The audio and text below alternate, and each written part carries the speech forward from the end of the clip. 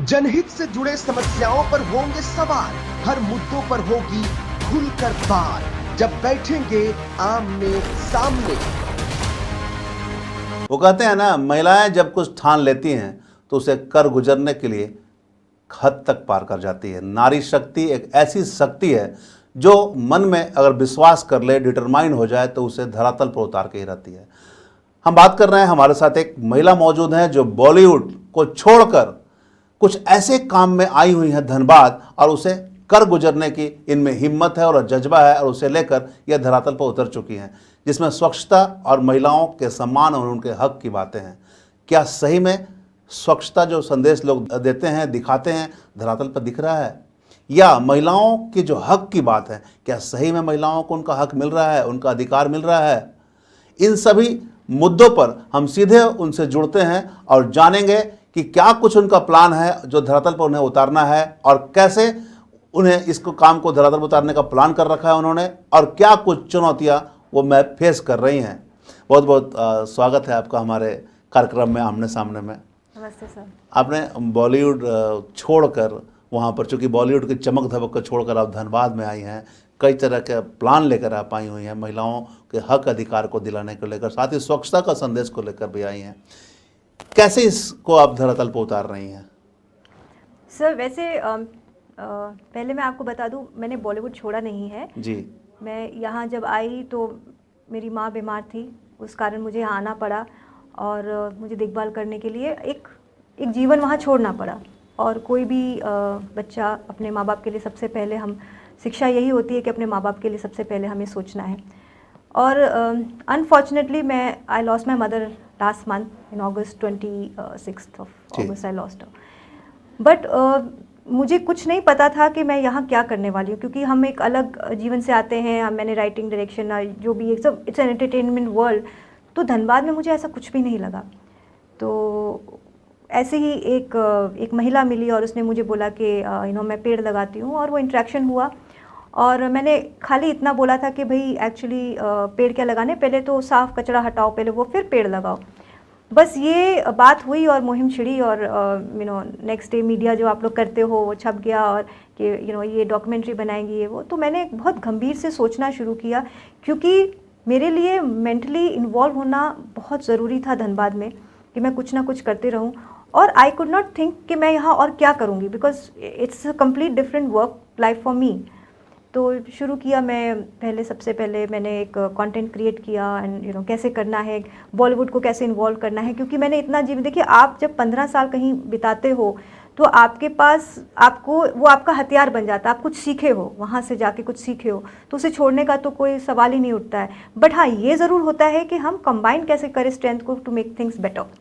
तो मेरा था कि अब मैं बॉलीवुड में, ये मैंने 15 साल बिताए, मुझे ये यहाँ से मिल सकता है, यहाँ से क्या मिल सकता है, और हम इसको कैसे कंबाइन करके कुछ बेटर करें।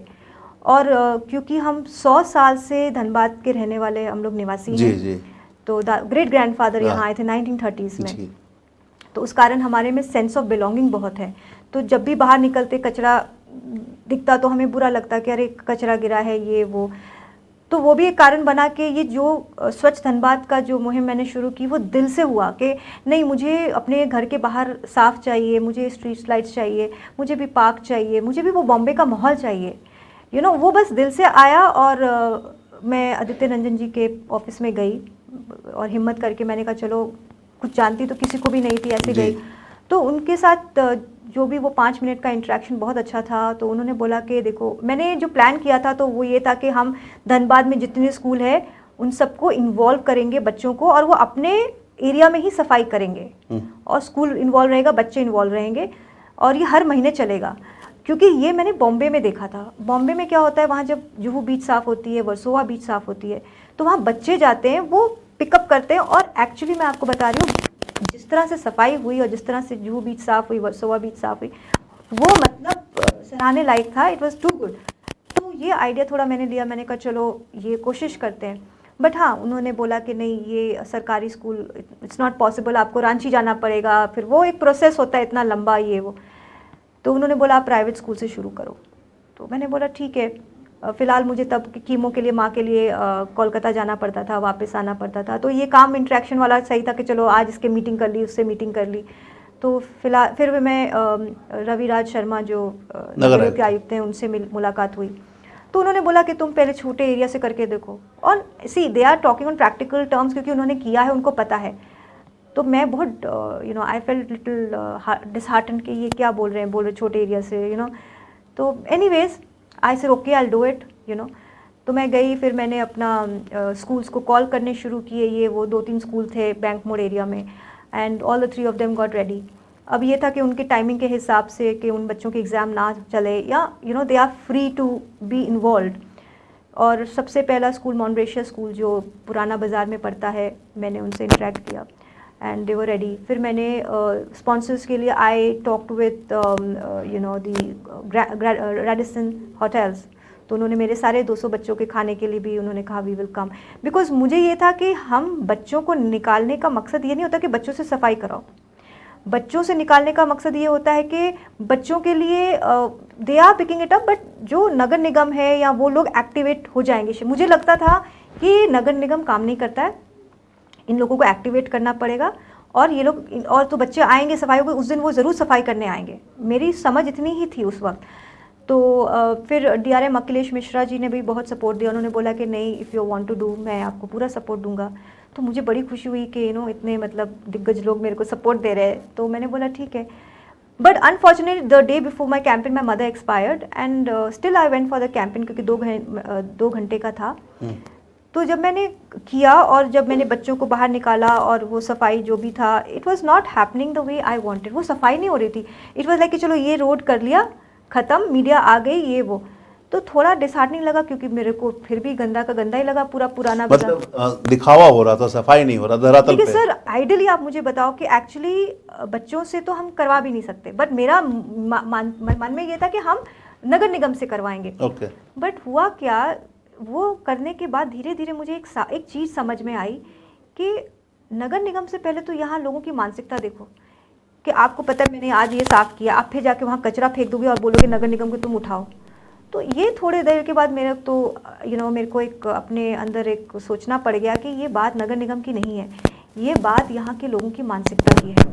क्योंकि आप डस्टबिन तोड़ देते हो, आप स्ट्रीट लाइट्स तोड़ देते हो, आप इट इज़ सो सैड कि डस्टबिन चोरी भी हो जाते हैं। अगर आप डस्टबिन लगाते, आपको क्या लगता है धनबाद शहर में लोगों के पास पैसे नहीं है डस्टबिन लगाने के लिए? बाहर बड़े बड़े यहाँ उद्योगपति हैं, सब अपना डस्टबिन लगा सकते हैं। बट समस्या ये है कि यहाँ पर डस्टबिन तोड़ दिए जाते हैं और ये मानसिकता है। और क्यों, ये तो अब मुझे अभी समझ में नहीं आया, ये धनबाद शहर जी। फिर मुझे थोड़ा लगा कि नहीं, actually it is a blame game. हम नगर निगम को ब्लेम करते हैं क्योंकि हमें नहीं पता उनकी क्या प्रॉब्लम है। फिर जब मेरी नगर निगम के जितने भी कर्मचारी थे उनसे जब बात शुरू हुई तो उन्होंने भी अपनी समस्या बताई। मैम, अगर मान लो हम देरी हो जाती है हमें सामान उठाने में, कचरे उठाने में, तो लोग बाहर जाके कचरा फेंक देते हैं और वो जमा हो जाता है, फिर हम उठाते हैं। और उनका ये कहना था, जो नगर निगम के जो होते हैं, कि हम तो उठाते हैं, हमारा काम है उठाना। मैंने बोला ठीक है, आपका काम उठाना है, बट जो फेंक रहा है वो भी एक क्रिमिनल है, उसको क्रिमिनल की तरह ही देखा जाए, क्योंकि उनको ये समझ ही नहीं है कि आप भी गलत कर रहे हो। कुछ दिन पहले, मैं न्यूज़पेपर का नाम नहीं लूँगी, हिंदी का बहुत अच्छा न्यूज़पेपर है, जी। उन्होंने लिखा कि ये देखो पंपू तालाब, कि ये देखो कितना कचरा जमा हो गया है, नगर निगम अंधी हो चुकी है, व्हाटएवर। और उसके बाद उसमें लिखा था कि अभी छठ आ रहा है, साफ़ नहीं हुआ। तो मैंने बोला कि इतना इन्होंने गंदा कर दिया लोगों ने, उनके ऊपर ब्लेम नहीं करके, चलो नगर निगम का काम उठाना है, पर आप लोगों को कब बोलोगे कि आपको ये काम नहीं करना है, आप ये गलत है, आप डस्टबिन में डालो। This is a crime. नहीं, लेकिन अगर विसर्जन हो रही है मूर्तियों की, चाहे कुछ वैसे सामग्री डालनी है, तो लोग तो वहीं डालेंगे, तालाब में ही। तो सर मुझे एक बात बताओ, अगर कोई भी चीज़ आप फेंकते हो, आपका अधिकार है कि वहाँ जाके साफ करे। तो वो जो लोग उस दिन गए थे वहाँ फेंकने के लिए, क्या उनको साफ भी करना चाहिए? साफ भी करना चाहिए। और फिर आप बोलते अरे अभी तो हमारा नेक्स्ट पर्व आ रहा है, आपने साफ नहीं किया। क्योंकि प्रॉब्लम यहाँ पर इंडिया में मानसिकता में प्रॉब्लम है। आप कहीं पर भी डेवलपमेंट देखोगे, देखिए सर, हमारे झारखंड में यूरेनियम निकलता है, बॉक्साइट निकलता है, कोल, आयरन ओर, इतना कुछ निकलता है। और मैं जानना चाहूँगी क्या डेवलपमेंट है। और 2047 आई थिंक विकसित भारत का जो प्लान है, हम कहाँ खड़े हैं? Where are we standing? कहाँ हमारा जीवन है? आप मुझे धनबाद जो दिख रहा है, आप हमारे यहाँ से इतना कोयला आई मीन हम इतना कोयला रेवेन्यू में दे रहे हैं, you know the highest revenue I think is giving railways and the you know Dhanbad is जी। गिविंग। सो मेरा वो थोड़ा, तब मेरा थोड़ा जब बड़े बड़े यहाँ के मतलब अधिकारियों से मुलाकातें हुई तो मैंने बात रखी, मैंने कहा सर हमारी डेवलपमेंट का क्या, हमारे तक अभी रोड्स नहीं बने, हमारे पास स्ट्रीट लाइट्स नहीं है। आई मीन देखिए ये देश मेरा है, हमारा है, हम सबका है। तो सब सोचने लग गए कि उन्होंने बोला कि लोगों की सोच में प्रॉब्लम है, यहाँ सब आते हैं पैसा ले जाओ। अच्छा, एक मिनट हम समझना चाहेंगे आपसे, बॉलीवुड से स्वच्छता और वुमेन्स राइट को लेकर कैसे दिमाग में आपका विचार आया, और इसको लेकर आपने क्या सोचा कि अब इस पे हमको उतर कर काम करना चाहिए, क्यों ऐसे आया? हाँ, सो एक्चुअली क्या हुआ, जब मैं नगर आयुक्त जब रविराज जी के ऑफिस में बैठी तो मैंने कहा सर एक्चुअली ना आप जो काम कर रहे हो ये एक बोरिंग काम है, so let's involve entertainment world या सम आइडल और some celebrity to you know create a buzz and allow people to come on the street to कि वो काम करे। तो सर ने बोला नहीं नहीं मीडिया ये सब नहीं होता, काम होता है। मैंने कहा सर आपके लिए वो काम है, हर बच्चे के लिए, हर नागरिक के लिए वो एंटरटेनमेंट नहीं है। कोई काम नहीं करना चाहेगा कि कचरा मैं उठाऊं। तो तब मेरा जो प्लान था ये था कि हम लोग बॉलीवुड सेलिब्रिटीज़ को लेके आएंगे या कोई आइडल को लेके आएंगे, और जब वो स्ट्रीट में उठाएगा या वो कचरा उठाएगा तो वहाँ के लोग थोड़े, देखिए एक्चुअली मानसिकता बदलने के लिए यू नीड समथिंग वेरी ठोस, and that was the plan कि मैं बॉलीवुड से लोग लेके आऊँगी या मे बी कोई सेलिब्रिटी आएगा धनबाद में, यहाँ के लोग शायद वो इंटरेस्टेड हो उस चीज़ में ज़्यादा, सफाई से ज़्यादा। ये मेरी समझ जो मुझे बता रही थी। तो ये था कि विमेन राइट्स को लेके, इसीलिए क्योंकि being in Bollywood I have seen women, I have seen all kind of aspects of women in my life. तो मेरे में ये था कि भले ही वो गर्ल चाइल्ड हो, और एक्चुअली वुमेन को लेके हुआ था when I went to BCCL for an I met वहाँ के जो मुरली जी हैं डायरेक्टर, मैं उनको मिली थी या DP। हाँ, तो उन्होंने मुझे बोला था कि you know if you make a project make on a girl child. ऐसे तो मैं स्वच्छ धनबाद के, मैं तो लाइट्स, मैंने कहा sir why don't you give us lights, हमें सोलर लाइट्स चाहिए। तो उन्होंने बोला हमारा तो ये यू नो DC साइन नहीं करेगा, प्लांट टिकान, they had other reasons for whatever. मतलब टाल मटोल करने की यहाँ पे सर मुझे ये देखिए एक्चुअली उनका कहना है सब नगर निगम का काम है जी, पर एक नागरिक होने के मामले में मुझे हमेशा लगता है कि अगर हम धनबाद शहर अगर आपको बहुत कुछ दे रहा है इस देश को, क्योंकि तो मैं चाहूँगी कि वो हमें भी, हमारे लिए भी सोचे। अब कौन सोचेगा वो तो मतलब नगर निगम सोचेगा या BCCL सोचेगा या रेलवे सोचेगा, पर कोई तो सोचेगा, क्योंकि हर चीज़ में इंटरलिंक्ड है। रेलवेज़ की ज़मीन है, वहाँ पर किसी और का कब्जा है, यहाँ पर कोयले का जो भी व्यवसाय चल रहा है, आई डोंट नो। तो I don't know the political views right now, I don't have any. बस आपने ठान लिया कि अब आपको आगे बढ़ना है, आगे बढ़ के पहल करना है। सर अगर आगे बढ़े तो हम कुछ बदलाव करें, क्योंकि वी आर द यूथ, आज के जनरेशन में हम हैं, हम पढ़े लिखे लोग हैं, हम पढ़ लिख के क्यों आए। और अगर हमारे जीवन में एक पर्पस ऑफ लाइफ होना बहुत ज़रूरी है कि अगर हम कुछ करें तो कुछ कर पाएँ, फिर तो जाना ही है दुनिया से, तो कुछ करके ही जाएंगे, कुछ अच्छा किसी के लिए हो जाए, और वही जर्नी रहेगी शायद। मैडम, जैसा अभी आप बता रही थी कि बहुत सारे ऐसे रेलवेज हैं, कोयला हैं, तो वहाँ भी पोल्यूशन ज़्यादा होता है, प्रदूषण बहुत उड़ते हैं, कोयले की जो ट्रकें चलती हैं उससे भी पोल्यूशन उड़ता है। तो कहीं ना कहीं ये भी एक चुनौतियाँ हैं क्या? सर एक्चुअली आज ही मेरी किसी से इंटरेक्शन हुई थी फ़ोन में जी। और उन्होंने भी यही बोला था कि एक्चुअली ये एक भहुआ सा बनाया हुआ है कि क्योंकि ये कोल माइन एरिया है इसीलिए यहाँ पर स्वच्छ धनबाद इम्पॉसिबल है। ओके। क्योंकि उनको लगता है धूल मिट्टी तो रहेगी क्योंकि कोयला है। सो ये जब मैंने सुना, क्योंकि देखिए अभी आग बुझाना ऑफकोर्स धूल है, बट जो यहाँ पर जीवन चल रहा है, जो लोग यहाँ रहते हैं, बेसिक्स ऑफ लाइफ जो होती है किसी भी डेवलपमेंट में, बेसिक स्वच्छता से शुरू होती है। जब आप अपने चारों तरफ थोड़ी सफाई रख सके, उसके बाद आप डेवलपमेंट के बारे में सोचते। यहाँ पर लोग एयरपोर्ट्स नहीं बना, ये पता नहीं क्या क्या बातें उसमें सुनती हूँ, बट स्वच्छता का मुद्दा कोई नहीं उठाता है, क्योंकि बेसिक्स है वो। बेसिक्स मतलब आप पहले सफाई करो, आपका साफ सुथरा शहर हो, उसके बाद क्या होना, इट इज़ अबाउट लोगों की मानसिकता। तभी तो लोग प्रोग्रेस करेंगे कि हाँ ये साफ़ है, अब थोड़ा उनको लाइट्स चाहिए, फिर ये चाहिए।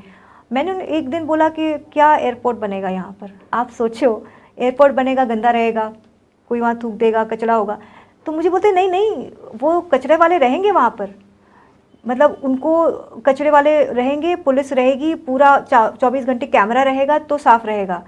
बाकी जगह पे कोई देखने वाला नहीं है तो रहे गंदा रहेगा। हाँ, तो थोड़ा मेरे को हंसी आई, मैंने कहा अब क्या इन लोगों को बोलूँ मैं, जी। मतलब क्या। एक चीज़ और हम समझना चाहेंगे, आपसे बात हो रही थी जी। बॉम्बे से धनबाद तक का सफ़र जो आप सोच कर आई थी, स्वच्छता और महिलाओं के अधिकार को लेकर, कैसे दिमाग में आया प्लान? देखिए, महिला को लेके तो क्योंकि आप भी कुछ काफ़ी जीवन को देख देख के आई हूँ, मैं भी ज़िंदगी को देख के आई हूँ। मेरी इंटरेक्शन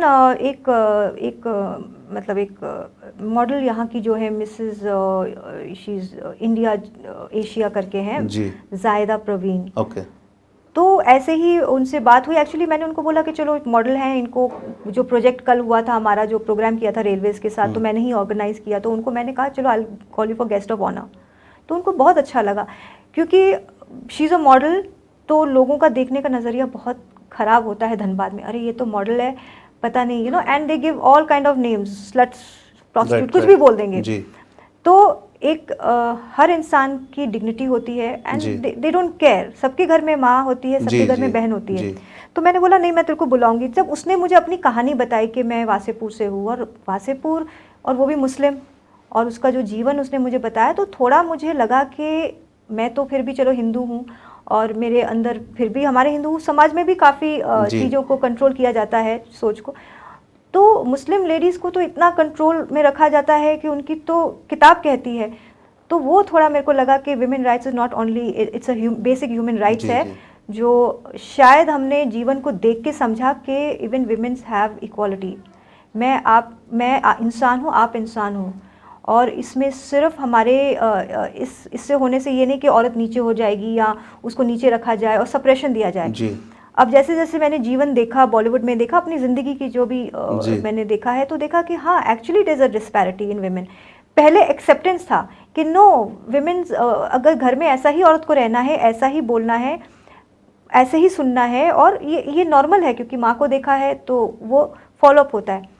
पर कहीं ना कहीं पर ये चेन टूटनी चाहिए, बट आई थिंक सेंचुरी से ये नहीं बदला है, क्योंकि शोषण हर किस्म का होता है, और कई बार पता भी नहीं होता कि आपके पास शोषण हो रहा है, साइकोलॉजिकल, मेंटल, यू नो। तो वो फिर जब मैंने जीवन को अब समझ कर, मैंने, क्योंकि देखिए अपनी लाइफ के मैंने इतनी पड़ाव में आ चुकी हूँ कि मुझे ज़िंदगी में इतनी तो समझ है कि हाँ, there is something called violence, there is something called all kind of तो वायलेंस। कैसे करेंगी, क्या कुछ प्लान है आपके पास कि इस पर कार्य करेंगी, चाहे वो स्वच्छता को लेकर हो या महिलाओं के अधिकार की बात हो, कैसे करेंगी, क्या कुछ प्लान है और क्या चुनौतियां अभी आपको महसूस हो रहा है? देखिए, I am going to produce a documentary on women rights, that is rise of women of Jharkhand. Okay. मेरा पहला प्रोजेक्ट है, और जो मेरे डायरेक्टर हैं वो हैं राजेंद्र झांगले जी, जिन्होंने 6 टाइम नेशनल अवार्ड विनर जीता है। जी। तो हमारी एम सिर्फ नेशनल अवार्ड तो नहीं है, we are aiming for Oscar and we want to take it to Cannes. तो वो एम बना चुके हैं कि हमें जीवन में अब कुछ करना है, जो भी वक्त हमारे पास है।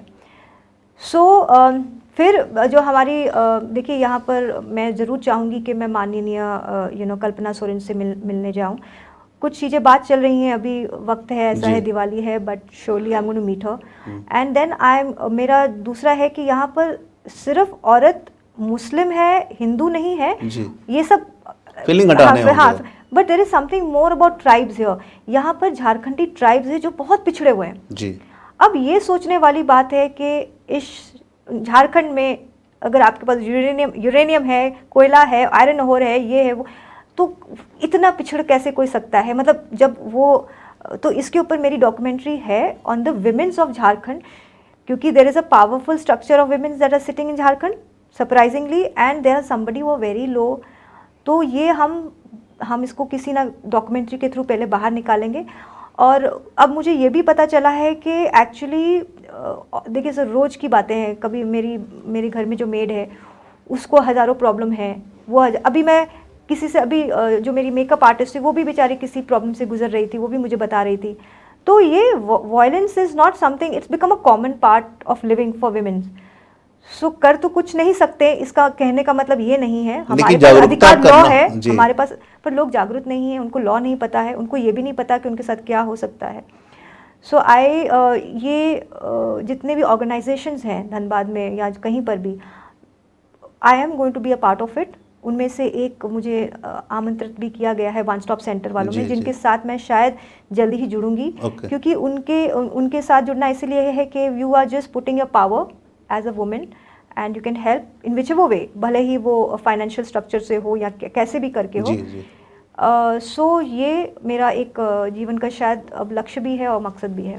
तो क्या उसके लिए आप गांव, ग्रामीण इलाके, चाहे रूरल इलाके में भी जाने का अगर प्लान होगा आपका, तो वहाँ भी जाके महिलाओं से बात करेंगी, समस्याओं को जानेंगी?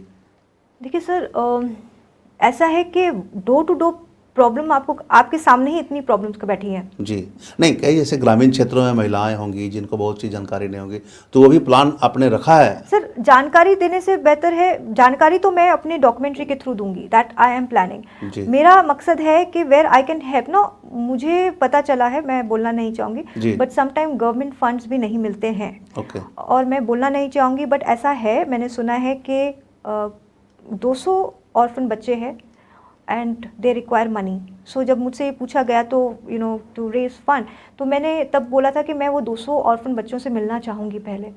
आई want to meet and it is not difficult, कोई इतना ये डिफ़िकल्ट चीज़ नहीं है इस देश में अब करना हमारे लिए। पहले की पुरानी बात अलग थी कि कोई भूखा होता है, आज के इंडिया में कोई भूखा पेट नहीं सोएगा। हम इतने गरीब तो नहीं हैं जी। और हम बहुत आगे निकल चुके हैं, और शायद आने वाले कल में हम और भी बहुत we are going to become the world power and so I wish that and I don't know where I can help a women, but कई बार मेरे दोस्त कॉल करते हैं, मेंटल अब्यूज़ हो रहा होता है, आप किसी को सुन भी लेते हो ना, so you help them in that way. तो आई डोंट नो, बट हाँ, ये है कि फिनेंशियली और which ever way I can help, I am planning to join, कुछ भी संस्था हो, कुछ भी हो, आई ज्वाइन। तो अगर ऐसे में तो फंड की भी ज़रूरत होगी, फंड कहाँ से आएंगे, क्या कुछ प्लान है आपके पास? देखिए सर, फंड्स तो सारी दुनिया को चाहिए, ठीक है। तो मुझे आज भी याद है, मैं नाम नहीं लूँगी, एक पॉलिटिकल लीडर हैं, तो मैंने बोला कि सर फंड्स के लिए तो सीएम से बात करते। तो उन्होंने बोला, बेटा आप ना सीएम की लाइन में जो लास्ट में खड़ा बंदा है ना वो, क्योंकि उसकी लाइन में बहुत लोग खड़े और सबकी बहुत प्रॉब्लम्स है। तो बात तो सही है, फंड्स और जेन्युइन हो तो you have to be genuine, you have to make a way, it has to be very genuine. ये नहीं कि भाई मुझे, देखिए धनबाद में ऐसा है ना कि यहाँ पर कई बार देखने को मिलती है इतनी गाड़ियाँ, इतना कुछ, और इतनी डिस्पैरिटी ऑफ इनकम, एक जगह इतना पैसा और एक तरफ इतनी गरीबी। सो ये क्यों है? I mean there is some problem.